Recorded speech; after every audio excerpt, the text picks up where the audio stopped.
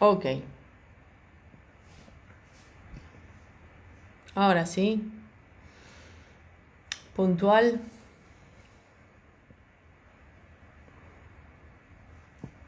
Buenas a todos.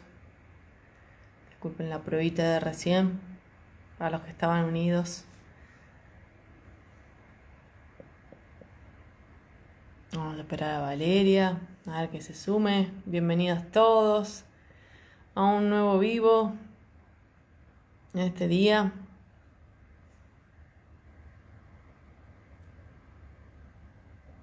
A ver si se une. A esperar a que Valeria se una.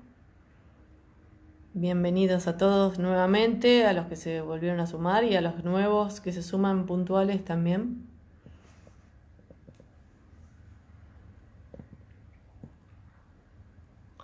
Vamos a estar hablando de un tema muy importante, además de interesante.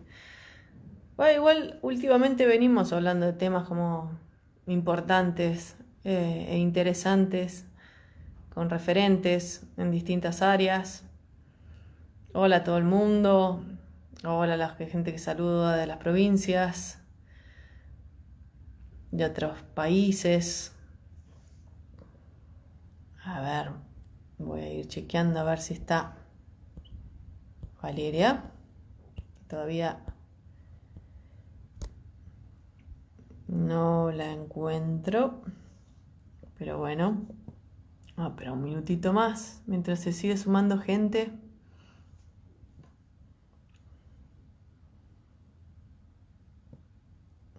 Buenas a todos. Rosario, Córdoba.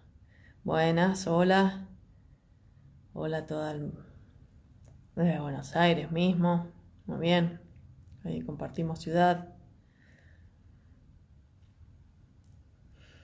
Varias personas de Córdoba veo, de Río Cuarto. Bueno, un montón de gente que se va sumando.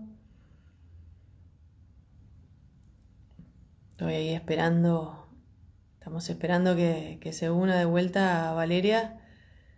Eh, Buenas, Sandra, ¿cómo va? Santiago del Estero también, Miramar. Bueno, un montón de gente. A ver si puedo encontrarlo. Aquí está.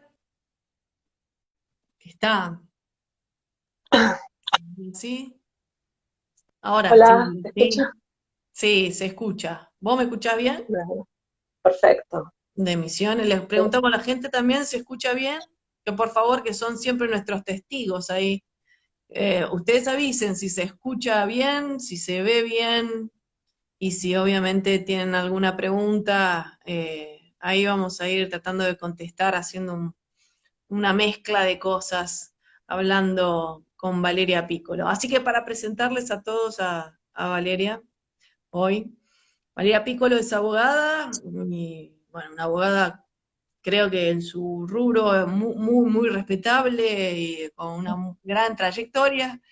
No lo sé, yo no soy abogada, pero alguien muy valioso, por lo menos para quienes estamos en estas intersecciones, cuando la salud le habla a los aspectos legales, que es en muchas ocasiones, la verdad. Eh, Porque, digo, a diferencia quizás de otros abogados, Valeria siempre habla de una manera en que se entiende. Y eso creo que es un valor muy importante a la hora de hablar con cualquier profesional, ¿no? Que se entiende lo que explica. No es un tema menor, porque ahí está buena parte de la comunicación.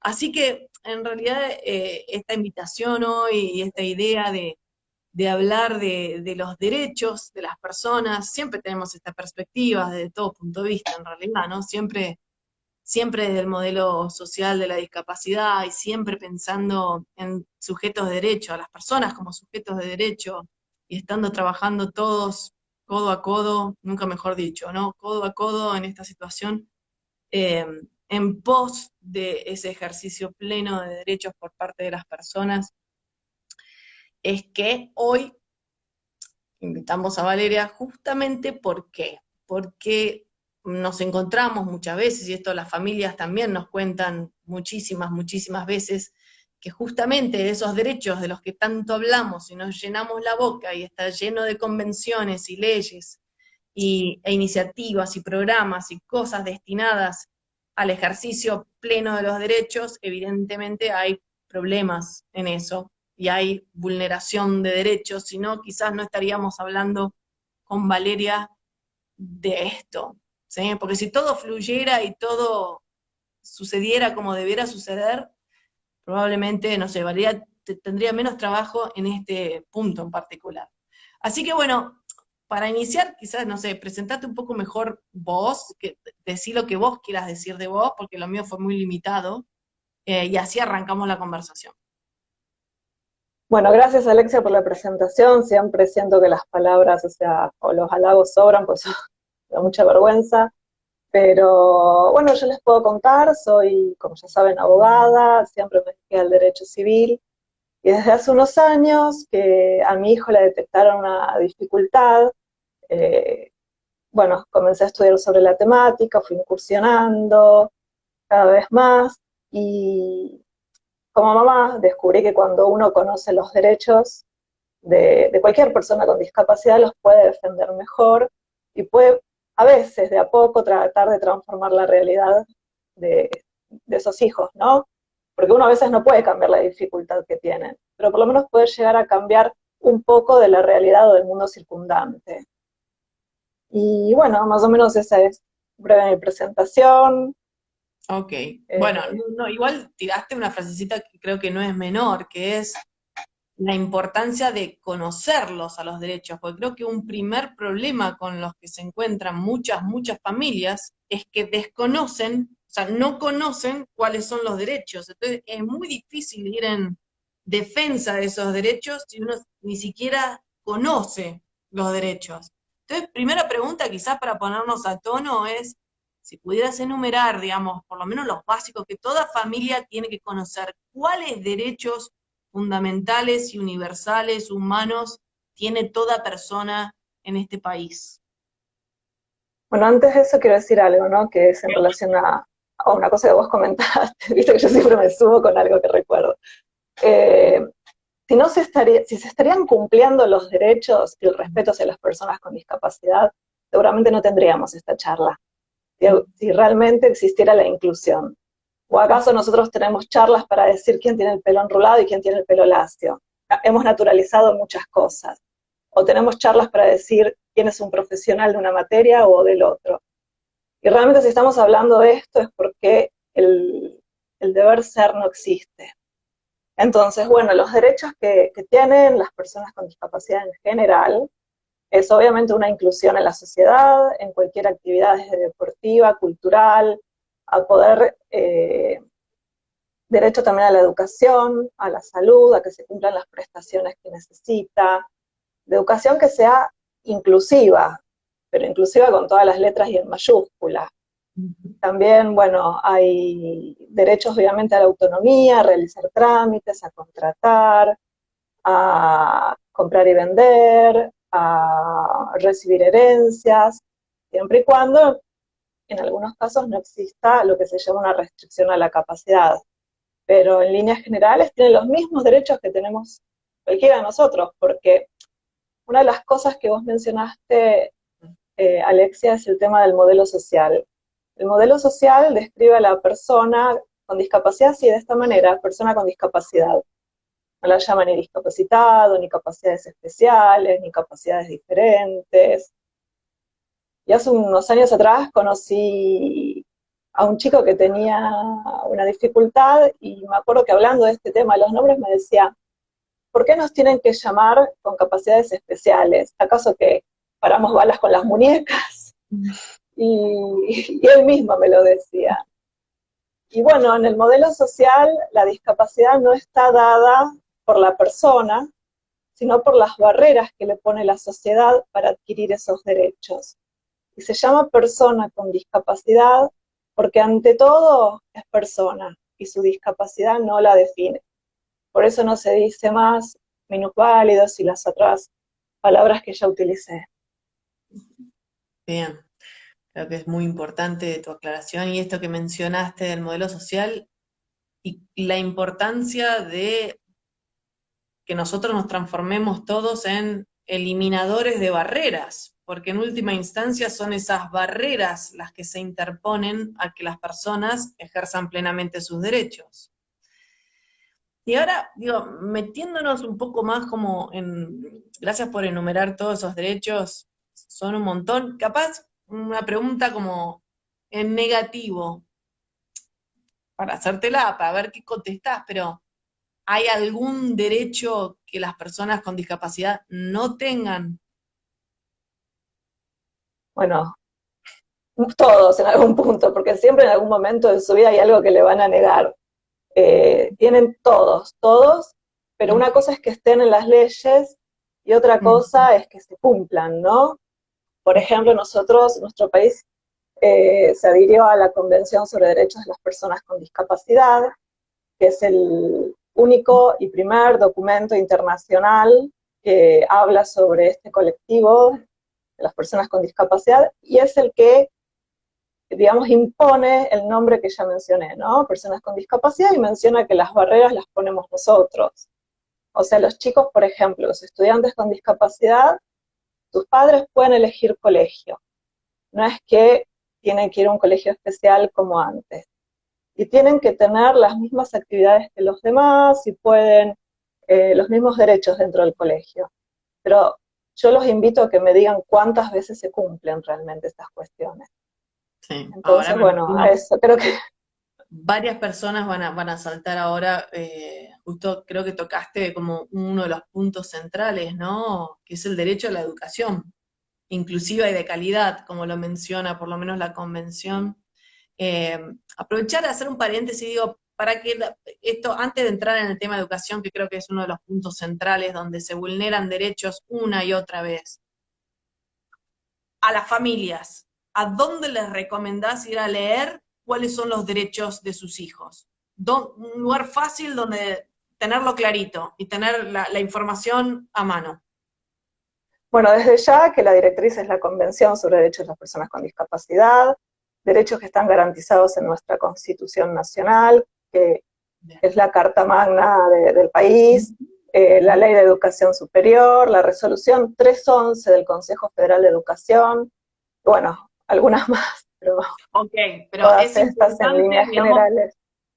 es importante conocer que hay, o sea, que esto está escrito en un lugar y uno podría llegar en última instancia, digo, a leer y a ir con esto bajo el brazo a sentarse a hablar con alguien, como diciendo, mirá, esto es lo que Hacerlo valer, hacerlo valer, hacerlo valer. exactamente. Porque Ok. muchas veces los mismos, perdón que te interrumpa, ¿no? Muchas veces los mismos colegios no saben a qué están obligados. Entonces, prohíben determinada cosa y no conocen de leyes en esta materia, ¿no? Estoy hablando. Claro, es que el desconocimiento de leyes es bastante global, digo, salvo los abogados y los jueces, yo no sé si la sociedad en general tiene mucho conocimiento del marco normativo, de la legislación. Ahora, entrando un poquito más en el mundo bueno, ahí tienen que hacer un poco más de comunicación la gente los profesionales que se dedican a eso, más comunicación y apertura y prensa de lo que existe, ¿no? Para que la gente también pueda de alguna manera usar esos conocimientos. Entrando, que ya nos metimos en el tema de educación y veo ya que hay varias comentarios, varias cuestiones que están surgiendo en torno al colegio, porque, a ver, y esto uno lo dice desde la experiencia y cómo escucha a familias que te cuentan. Bueno, el otro día yo voy escuchando y se va superando el número récord de colegios recorridos por padres intentando encontrar una vacante y que acepten a su hijo con autismo en este caso. Venía con un récord que estaba en los 70 y pico y el otro día me dijeron 92.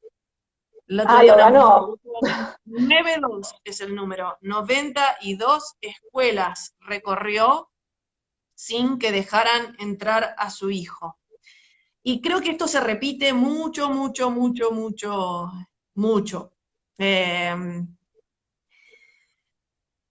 y esto genera mucha frustración, mucha inversión de tiempo, mucha desesperación en las familias. Me imagino que a vos te pasó algo también del estilo como mamá en su momento. y vos sos abogada, o sea Sí, que dentro de todo yo soy podías abogada. como de alguna manera defender lo que vos ya sabías desde la ley, pero digo, gente que no es abogada, vos, digo, a nivel general, global estamos hablando, pero ¿qué sugerís como pasos muy generales? Después podemos ir como a los más específicos, pero cosas generales que la gente debería saber para tratar de acortar estas trayectorias eternas que tienen tantas personas y de tan frustrantes a la hora de ir a buscar un colegio para sus hijos e hijas. Bueno, esto es un tema realmente a desarrollar. ¿Mm? Es un tema muy doloroso para los padres cuando emprendemos este camino porque se nos van cerrando las puertas todo el tiempo. Vos y yo tenemos en común un abogado amigo ¿Mm? que, que él llama al colegio donde va el hijo el colegio 79, porque 78 colegios Ah, lo, lo rechazaron. El año pasado a mí me pasó, por ejemplo, que tenía que cambiar a mi hijo de colegio porque al que iba realmente no lo dejaron participar de un acto, no lo dejaban ir al campamento, tuve que pelearlas todo el tiempo y como mamá te cansa. Y el año pasado llamé a 30 colegios. Es también desgastante. Uno de las excusas que escucha son, este colegio es demasiado, ¿cómo fue que me dijeron? Este colegio es demasiado complejo, en realidad no fue la palabra, como para que un chico con exigente, maestra capaz. integral, exigente, gracias. Ujú. Este colegio es muy exigente como para tener chicos con integración. Después me han dicho, no, ya tenemos el cupo lleno. Cupo, no hay realmente un cupo en el aula para chicos con maestra integradora. En general eso es una cuestión que pone cada colegio, hay algunos que ponen uno, hay otros que ponen dos.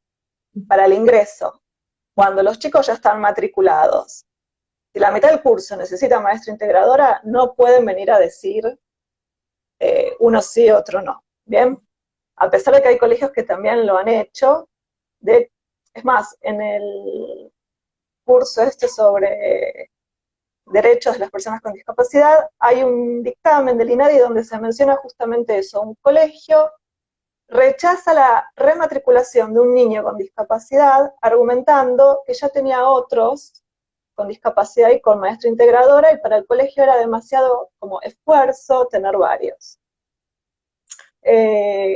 Realmente los argumentos que nos ponen los colegios son totalmente irrisorios.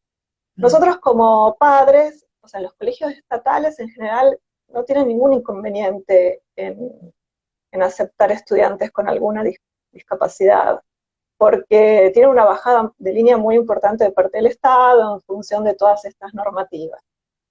Pero viene el tema de los colegios privados, que algunos dicen que, como es un contrato entre particulares, ellos pueden decidir a quienes aceptan y a quienes no, porque se reservan el derecho de ingreso. Eh, Justamente ese dictamen que acabo de mencionar del INADI, una de las cosas que dice es que no excluye que sea un colegio privado, porque tiene un deber social por encima de su categoría de privado, ¿no? Y empieza a enumerar y relatar los principios, es muy interesante. Y bueno, uno también puede o hacer un amparo o ir a hacer una denuncia en relación a una matriculación o rematriculación rechazada. Pero acá voy a hablar como mamá, ¿no? Como abogada, ¿no? Y yo me pregunto, ¿quién de nosotros queremos a nuestro hijo en un colegio que no lo quiere?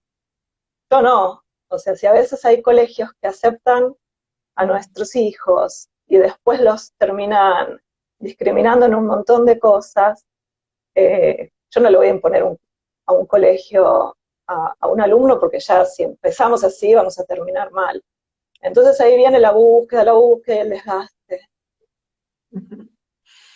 Sí, la verdad que es como muy difícil, porque es verdad lo que mencionás, si uno empieza a ir como por la fuerza y por la ley, también vos querés que, o sea, si fuiste con los botines de punta, que ese sea el lugar donde esté tu hijo, que ya te están mirando con cara de esto lo logró a la fuerza, y la verdad que son situaciones y realidades para las familias que son muy difíciles. Ahora, supongamos que, no sé, y yo hasta a veces pienso, ¿qué pasa en esos lugares donde quizás no hay abogados, no sé, disponibles como para ir a hacer una consulta? O mi pregunta es la siguiente.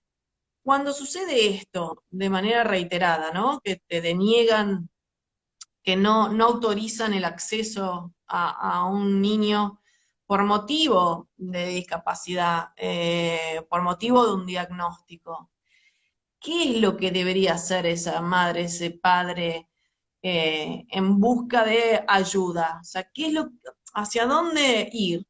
¿Ir a buscar un abogado para ver qué opciones tiene? ¿Ir a buscar alguna otra cosa? ¿Ir a hablar con gente adentro del Ministerio de Educación? O sea, ¿cuáles son los recursos o las vías eh, recomendables para las personas que están en esa situación?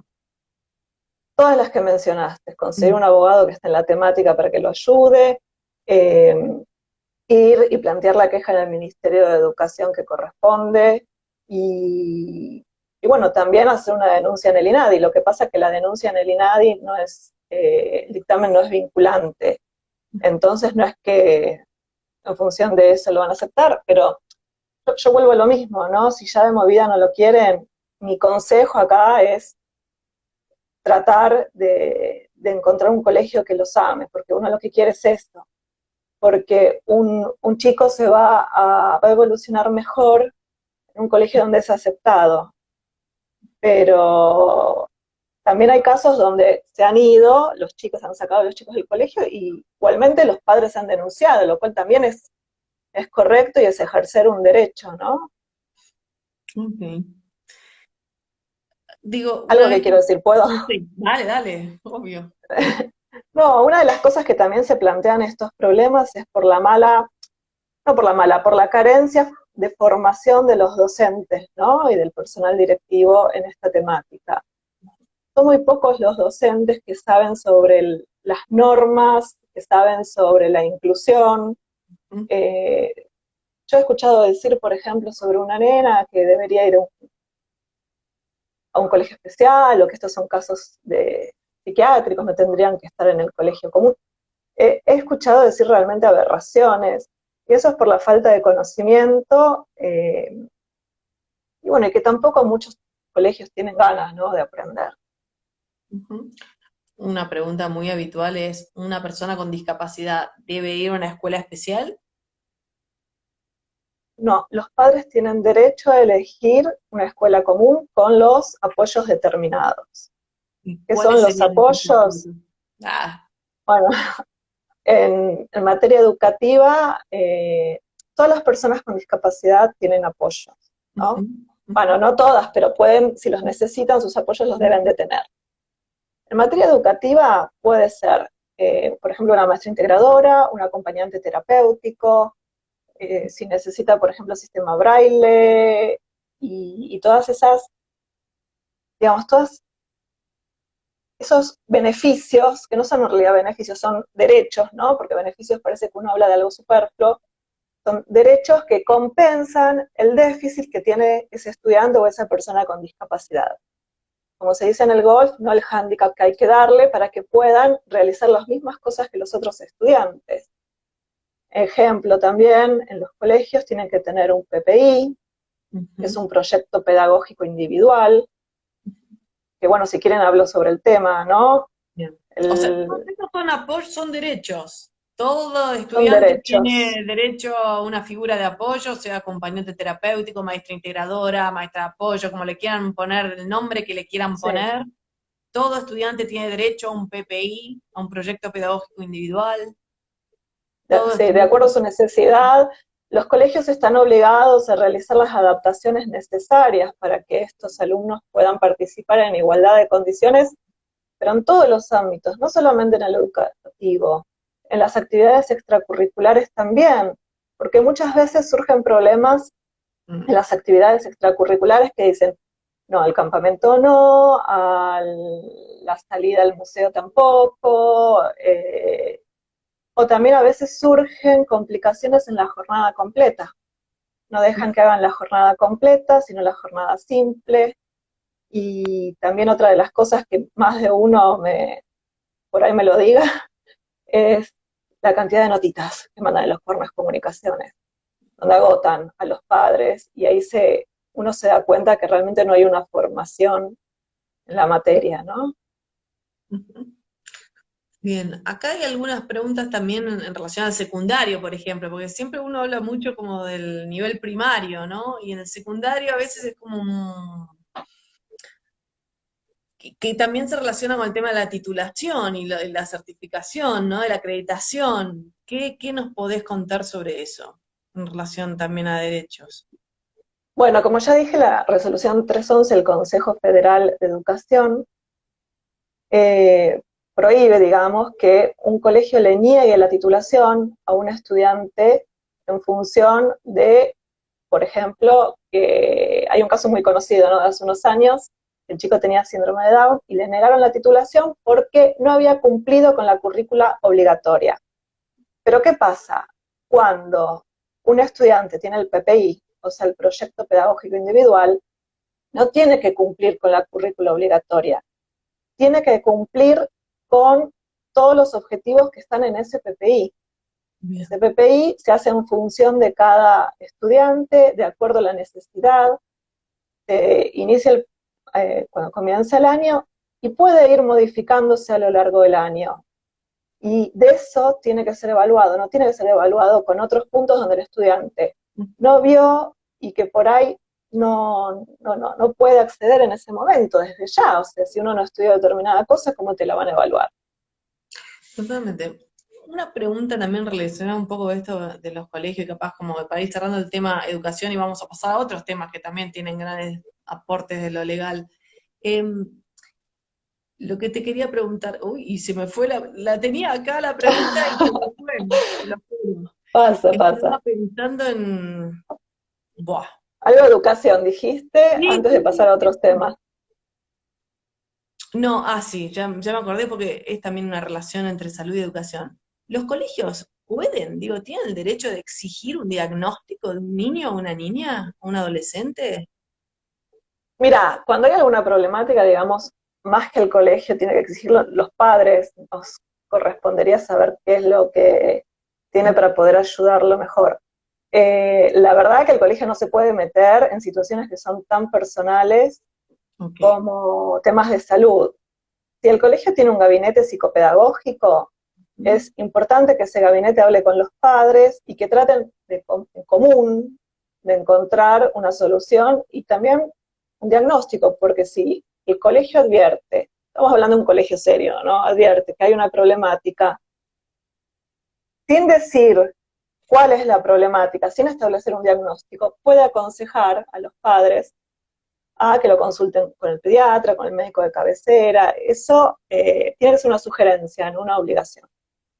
Bien, Porque ok. aparte otra cosa, muchas veces los colegios, yo conozco varios casos donde los colegios han detectado algunas dificultades que los papás no detectaban. Y bueno, en función de eso se han encontrado diagnósticos. Ujú, ok. Una última pregunta, y ya prometo que es la última y nos vamos a pasar al otro sector, que en realidad está relacionado con esto, pero la universidad, porque también poco se habla Sí, de la universidad, y también es un derecho, ¿correcto? O sea, poder acceder a sí. una... ¿Qué pasa con los adultos jóvenes que quieren estudiar algo y que probablemente necesitan algunos apoyos para estudiar una carrera? Bueno, en realidad la convención habla de que cualquier estudiante en cualquier ámbito, en cualquier nivel, desde el inicial, primario, secundario, universitario, terciario, cualquiera que sea a nivel de educación, tiene que, bueno, gozar los mismos derechos que los demás, ya lo hablamos, y también tener sus apoyos, no importa que sea universitario o no. Ahora, si dentro de la universidad se cumple o no se cumple, volvemos al tema anterior. Hay Ok, universidades que los cumplen, incluso que tienen por ahí un sistema de tutorías para estudiantes con discapacidad. Por ejemplo, la Universidad de Derecho lo tiene, la Facultad de Derecho de la Universidad de Buenos Aires lo tiene, y bueno, hay otras universidades que no, y bueno, es así, ¿no? Un sistema de ¿y tutoría. vos sugerís que se denuncie cuando algo de esto no ocurre? Digamos, hacer una denuncia no sé si en el INADI o en algún otro lado. Y yo acá te hablo como abogada, o sea, Ujú. en algún punto yo estudié Derecho por un sentido de justicia, o sea, cuando algo no se cumple hay que denunciarlo. Ok, Porque es la manera a veces de exigir su cumplimiento, Tal vez no tanto para uno, porque por ahí ya uno se fue del colegio, Ujú, los argumentos que dije, pero sí para los demás que vengan, ujú. que Bien, es en definitiva para la sociedad. ok. O sea, bueno, alentar a que todos los que puedan y todavía tengan energía para hacerlo, que puedan denunciar, porque es la única manera de lograr a veces una cantidad suficiente de ruido como para decir, che, acá ya está habiendo un problema, está habiendo un problema Sí, bastante serio. porque Bien. también hay otro tema, ¿no? Uno tiene que elegir qué batallas pelear. Ujú. No, totalmente, como padre, como madre, como cuidador primario, hay tantos frentes abiertos en muchos sentidos. Ahora vamos a pasar a otro frente, ya que estamos con las palabras que se usan en las batallas legal, ¿no? Frentes, guerra. Eh, salud, porque digo, Sí. veníamos hablando de educación, pero si hablamos un poquito de salud, también hoy por hoy, por lo menos en nuestro país, salud financia algunos de los apoyos que están en la educación. Digo, por ejemplo, la maestra integradora, maestra de apoyo, sí que es el gran como financiador, y acá nos metemos quizás un poquito a hablar de coberturas en salud, porque creo que es otro gran tema donde se vulneran muchas veces derechos, donde hay muchos problemas entre las familias y las obras sociales y las prepagas y las personas que no tienen cobertura, que quizás tienen que ir a alguna otra instancia a ir a pedir por sus derechos, de su derecho de acceso a un diagnóstico, un derecho de acceso a los apoyos que necesita una persona. Y creo que hay muchas barreras, muchas barreras. Nosotros, de hecho, recibimos muy a menudo mensajes en nuestras redes sociales en Panacea con gente que denuncia y nos cuenta cómo la obra social tal, no importa cuál, no les está cubriendo las prestaciones que necesitan, o que, bueno, a ver, esto es como de todos los días y días y días, creo que hay familias en esta situación.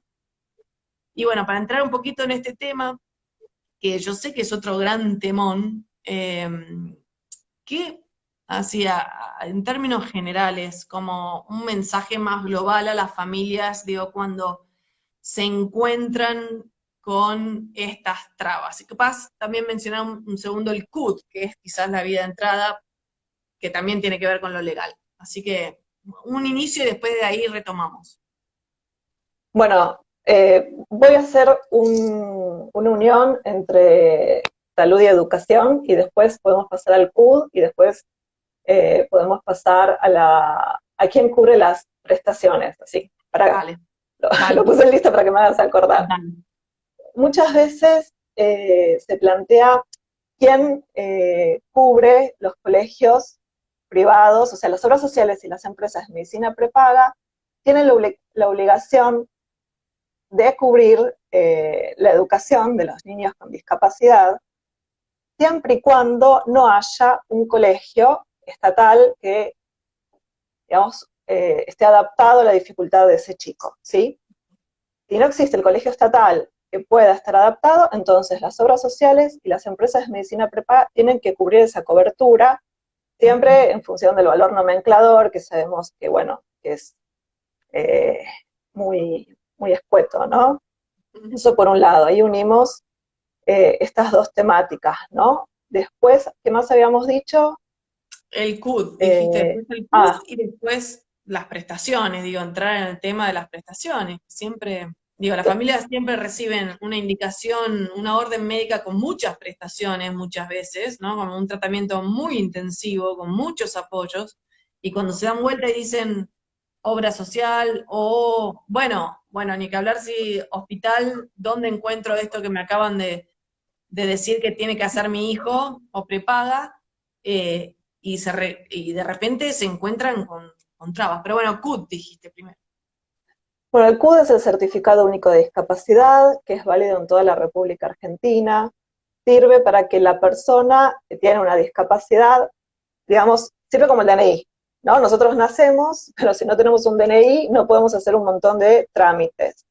La persona con una discapacidad saca ese certificado y eso le da derecho a, desde lo más básico, como por ejemplo viajar en transporte terrestre sin tener que abonar, a temas educativos, a que se le den las prestaciones tanto en salud como educativas en función de algo que ya mencioné, que es el valor nomenclador, porque ahí están en ese valor nomenclador puestos desde, por ejemplo, no sé, sesiones de fonoaudiología, prestaciones educativas como las que acabo de mencionar, cuando no hay un colegio estatal que cumpla con las condiciones.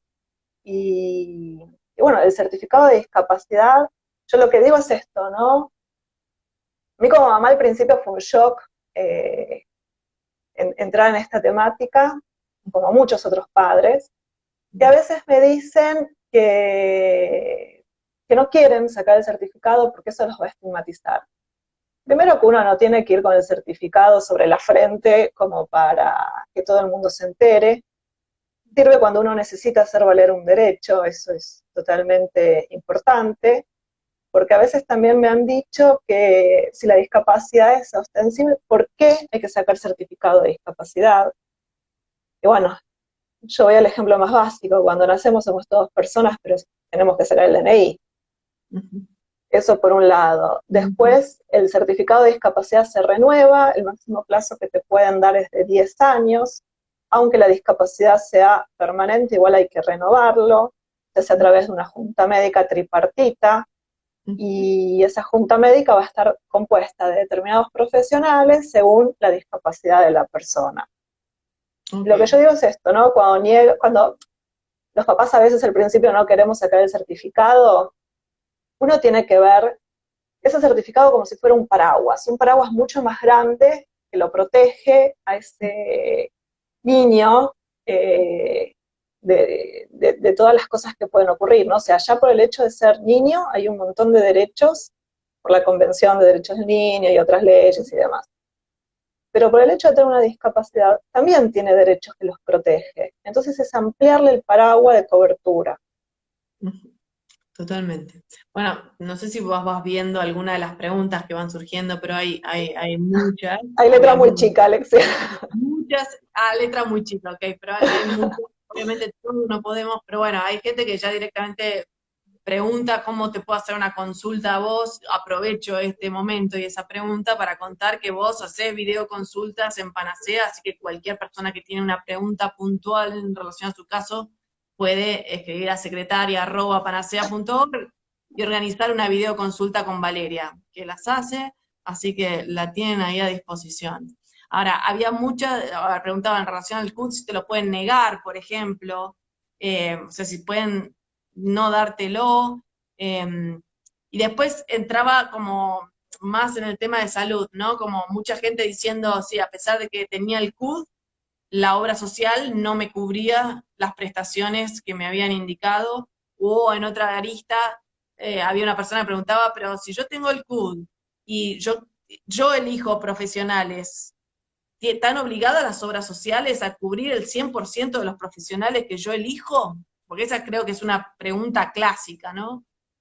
Totalmente, re clásica, y de hecho hay un montón, pero un montón de jurisprudencia al respecto.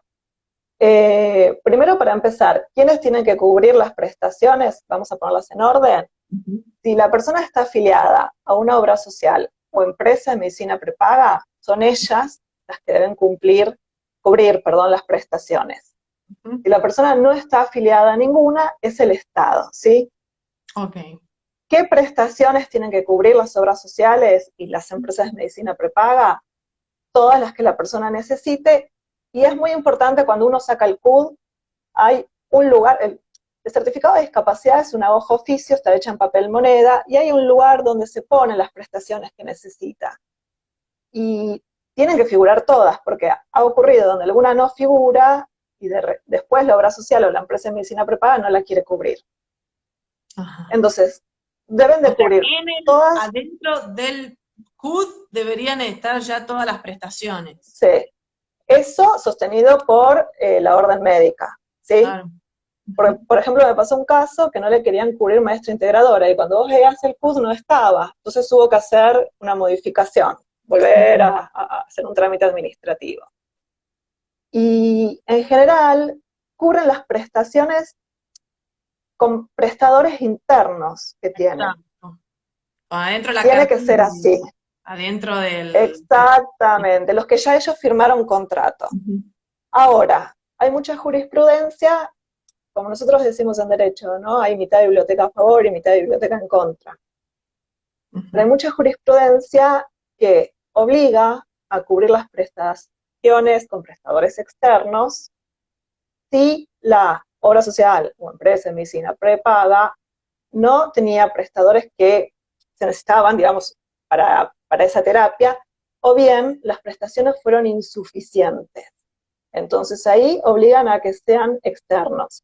Pero ojo, es decir, si uno de estos seguros de salud tiene el prestador y yo quiero irme a uno externo, me puede salir el fallo en contra, porque también hay muchos en contra. Así que ese es un tema. A veces también sucede que la persona comenzó con algún prestador externo ujú.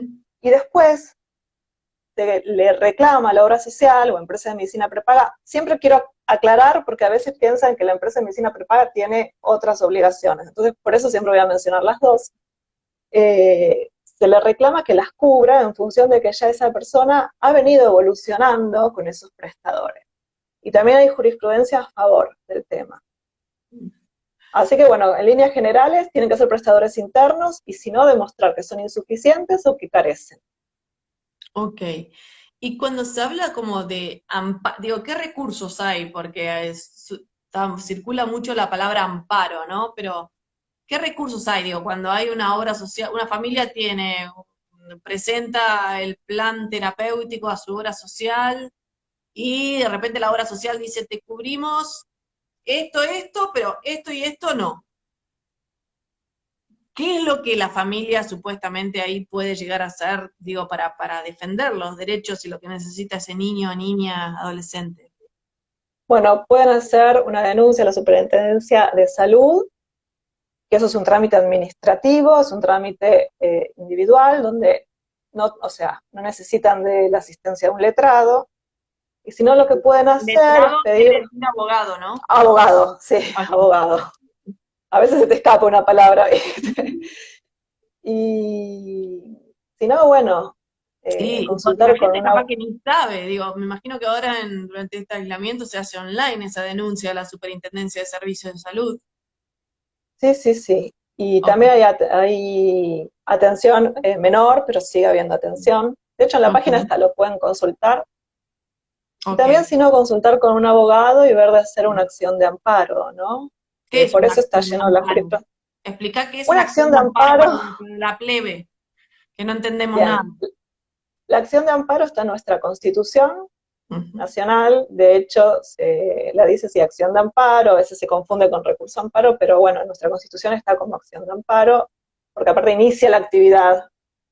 No es que se recurra a una sentencia, ¿no? O sea, eso es lo que te dicen siempre en constitucional. Y es una acción expedita y rápida para defender los derechos vulnerados en la Constitución Nacional o en tratados internacionales, como el de la Convención sobre Derechos de las Personas con Discapacidad, que fue incorporado en nuestra Constitución y que tiene la misma jerarquía que ella. Entonces, uno le pide al juez que ordene cubrir esos derechos.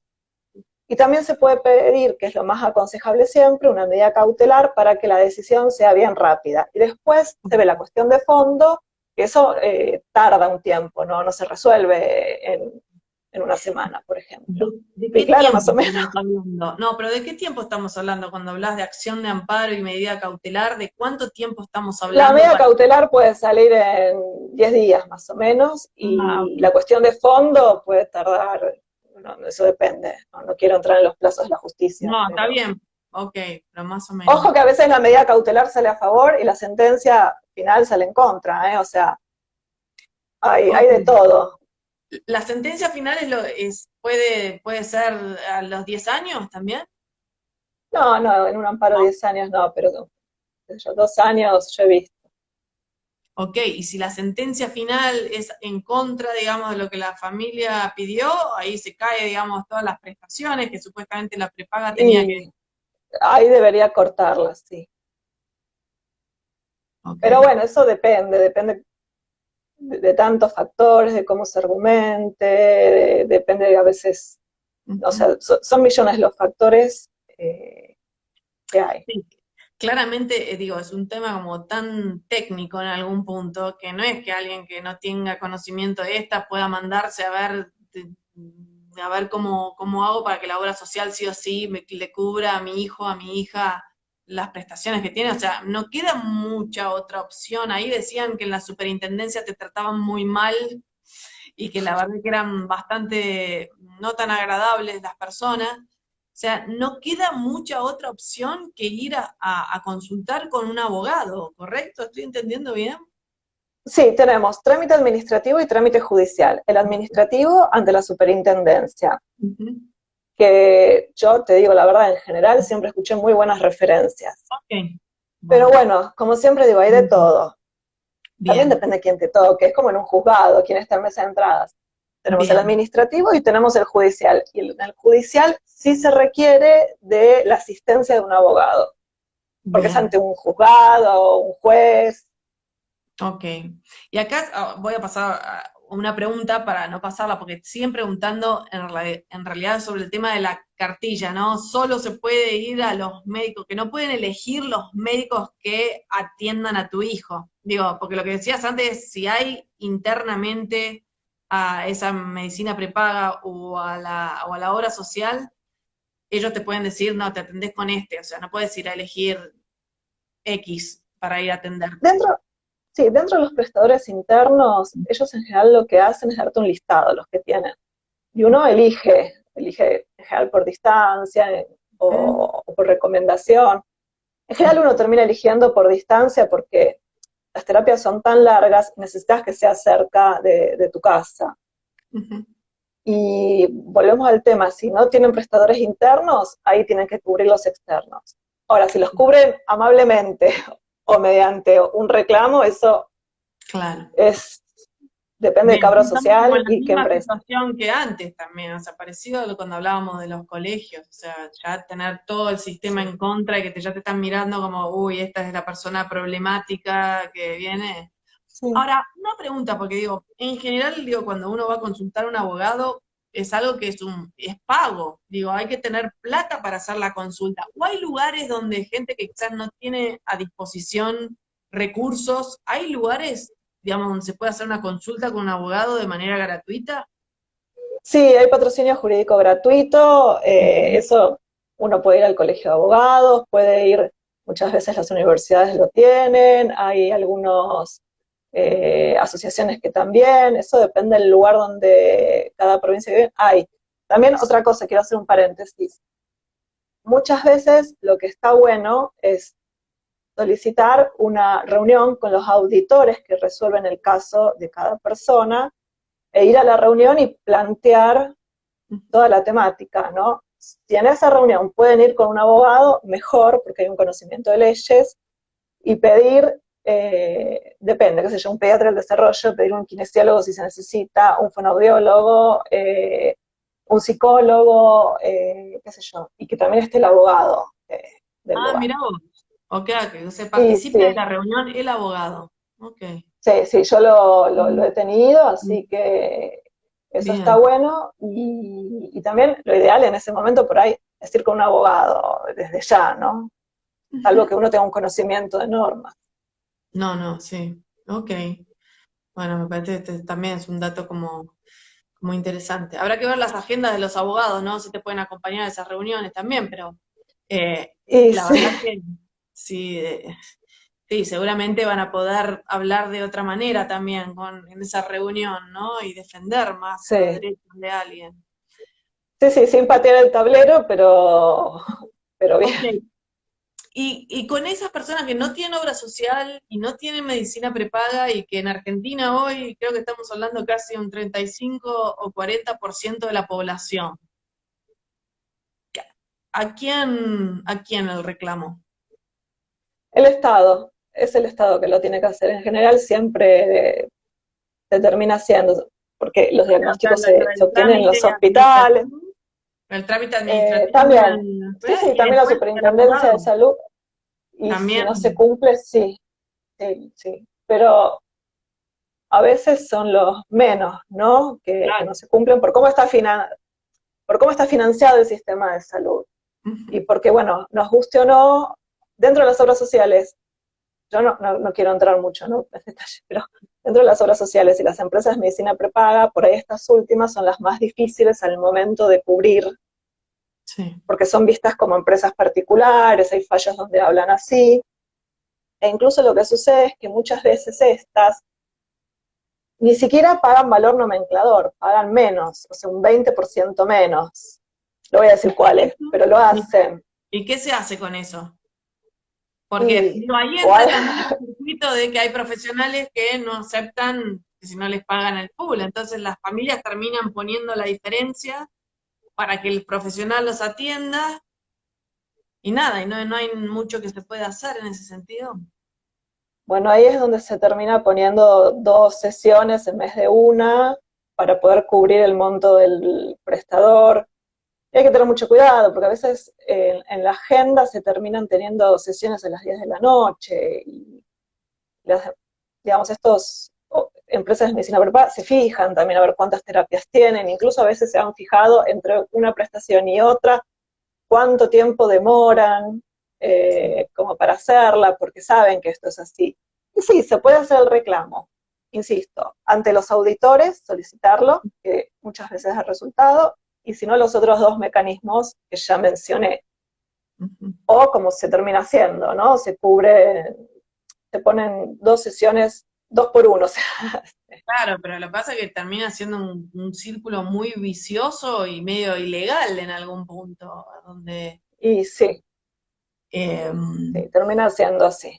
Lo que pasa es que también acá venimos a otra falencia que hay. El valor nomenclador es muy menor y se renueva una vez al año, más o menos aproximadamente.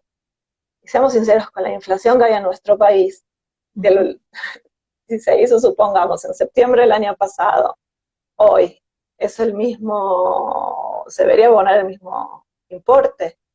claro, Estamos en un país también que tiene unos movimientos inflacionarios importantes. bueno.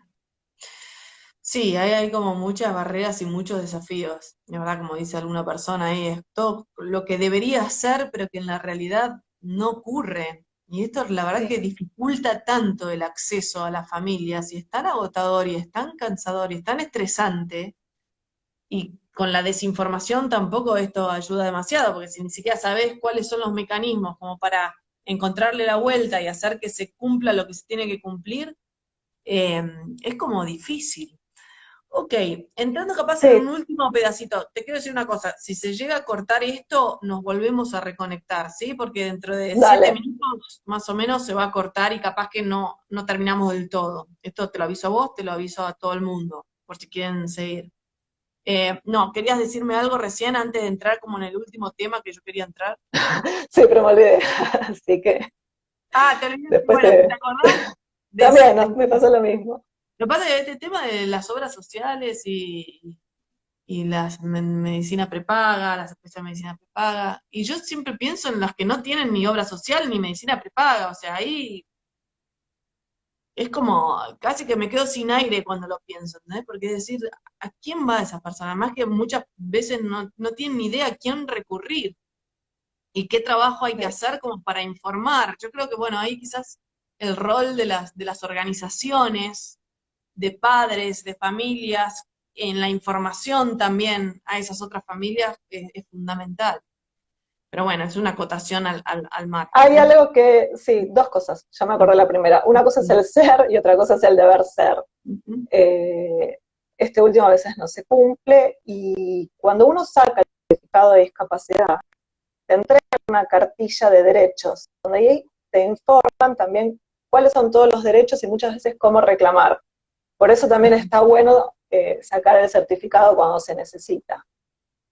Ok, Y esa cartilla de derechos está, si lo googlean, está en internet, bien, se accede fácilmente y obviamente te la dan cuando sacas el bien, certificado. ok. Bueno, eso es también un dato, me parece como fundamental e importante. Sí, Porque la realidad es que hay mucha gente que no tiene el CUD. O sea, yo leía unas cifras hace un tiempo que más o menos decía que el 50% de las personas con discapacidad tiene CUD. O sea Sí. que uno de Sí, cada también hay dos. mucha desinformación. Sí, también hay mucha desinformación. ¿Te acuerdas, Alexia, el año pasado que te conté un caso de una conocida que me llama y que me decía, ¿no? Que la obra social había sido comprada por otra, su empresa de medicina prepaga había sido comprada por otra empresa de medicina prepaga, y que esta empresa le exigía que renueve el CUD. Su familiar tenía una discapacidad permanente, y ella me dice, pero ¿para qué me exigen el CUD cuando me llama? Eso solamente sirve para viajar gratis en colectivo. Cuando me dijo eso, le digo, no, está perfecto que te exijan y te sirve para esto, y así fue que lo renovó, y bueno, fue a la Junta Médica con su familiar en ambulancia, los profesionales se acercaron a la ambulancia porque no se lo podía bajar, se renovó el certificado y le cubrieron todo lo que necesitaba. Bien, ok, bueno, son datos importantes. Bien, el tema, obviamente que nos quedamos, es imposible igual, ¿eh? Pero bueno, a esto les aviso antes de que se corte, digo, todos estos temas de los cuales estamos hablando están todos en este curso online que Valeria Piccolo con mucho amor y con mucho esfuerzo concretó y que tenemos ahora, es un nuevo curso, casi que lo lanzamos, lo inauguramos hoy a partir de este vivo, que es un curso online que no está en nuestra plataforma de capacitación online, para los que ya saben, bueno, pero igual, para los que no saben, cursos.panacea.org, y hay este curso que es coordinado y la docente es Valeria Piccolo en su 100%, donde hay 4 clases y van a estar, hablan justamente de todos los temas que estamos hablando, nos falta uno en particular, pero digo, para gente interesada, ahí tienen la posibilidad de enterarse más de estos temas y tenerla también a Valeria como coordinadora docente, así que le pueden escribir y consultarle cosas, digo, además de las videoconsultas. Pero el último tema, antes de que se corte, igual ya te digo, si se corta, te unís de vuelta, yo reinicio el vivo y vos te reunís de vuelta, que tiene que ver con la planificación del patrimonio de las familias. ¿Sí? Este tema que es probablemente una de las menos habladas, ¿no? Porque siempre se habla mucho de la vulneración de derechos en, no sé, la cobertura de las obras sociales, lo del CUD, lo de los colegios. Pero no se habla tantísimo de este tema. Nosotros hemos tenido conversaciones anteriores sobre esto, lives que hemos hecho la semana pasada, el año pasado. Sí, Eh, es verdad. y, y bueno, quiero como nada, darte el pie como para, si querés decir algunas cosas así como muy globales también sobre este tema, o explicar un poco de qué va, porque quizás hay gente, ¿de qué están hablando? ¿De qué van a hablar? Bueno, este es un tema donde hay mucha tela para cortar, ¿no? En primer lugar, todas las personas que tienen bienes inmuebles, bienes muebles registrables, pueden planificar su patrimonio. Todas. ¿Qué sucede? Uno tiene una parte que es indisponible, que va, digamos, ahora cómo decirlo de forma clara, a los herederos forzosos, como se decía antes, o legitimarios, que están en el Código Civil, y después hay otra parte que se llama disponible, que el Código Civil y Comercial de la Nación, que entró en vigencia el 1 de agosto del 2015, amplió esa parte a lo que sería un tercio, y también está la preocupación que tenemos todos los padres con hijos con alguna dificultad, ¿no? ¿Qué va a ser de mi hijo cuando yo no esté?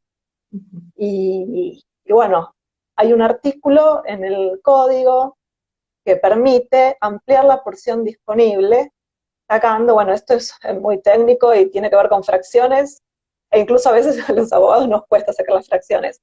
Es un tercio la legítima. Entonces vos tenés, la persona con discapacidad, sea ascendiente o descendiente, puede heredar, aparte de su porción obligada por ley, la porción disponible y también esa otra porción que se llama mejora para el heredero con discapacidad. Y sí, Vamos es a hacer todo una siempre en cosa, fracciones. antes de que se ¿Cómo se corte, hace? A través de un testamento. lo voy a tirar, yo no sabía que eran matemáticos también, la Sí, gente que toma. no. Voy a Si querés te finalizar cuento y eso. retomamos, ¿ok? Lo Sí, finalizo ahora y lo testamento, retomemos en el en el medio testamento. de la explicación, porque si no ya nos perdimos todos en el medio de esto. Dale, Ok, nos volvemos a ver reinicio en vivo. dale.